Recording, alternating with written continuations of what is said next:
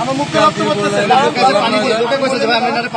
আমি যখন আমার মুখ দিয়ে রক্ত পড়তেছে তখন এক ভ্যানেলা ছিল আমাদের ওইখানে, ভ্যানেলা পানি এনে দিচ্ছে।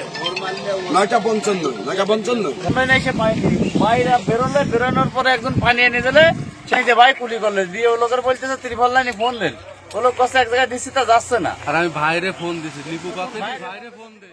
যশোরে মোবাইল ব্যাংকিং প্রতিষ্ঠান নগদের 55 লাখ টাকা ছিনতাইয়ের অভিযোগ উঠেছে।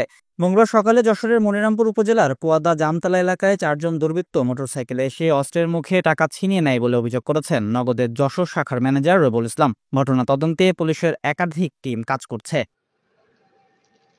ভুক্তভোগী রবিউল ইসলাম জানান, তিনিও অ্যাকাউন্ট অফিসার কাজী মোমিনুল ইসলাম একটি প্রাইভেট কারে করে যশোর থেকে মনিরামপুর উপজেলা অফিসে টাকা পৌঁছে দিতে যাচ্ছিলেন। পথে কুয়াদা জামতলা এলাকায় পৌঁছালে মোটরসাইকেলে থাকা দুর্বৃত্তরা গাড়ির সামনে এসে বাধা দেয়। এতে গাড়িটি রাস্তার পাশে নেমে পড়ে। এরপর 4 জন দুর্বৃত্ত গাড়ির জানালা ভেঙে ধারালো অস্ত্র দেখিয়ে টাকার ব্যাগ ছিনিয়ে নেয়। ছিনতাইয়ের পরপরই তারা জরুরি সেবা 999-এ ফোন করে পুলিশকে বিষয়টি জানান। খবর পেয়ে পুলিশের একটি দল ঘটনাস্থলে যায়। এ সময় গাড়িতে ড্রাইভার এবং ম্যানেজার ছাড়া আর কেউ ছিল না। নগদ কর্মীদের বক্তব্যে অসংলগ্নতা থাকায় তাদের পুলিশ হেফাজতে নেওয়া হয়েছে। বিষয়টি পুলিশ তদন্ত করছে বলে জানিয়েছেন মনিরামপুর থানার ভারপ্রাপ্ত কর্মকর্তা মোহাম্মদ বাবলুর রহমান খান।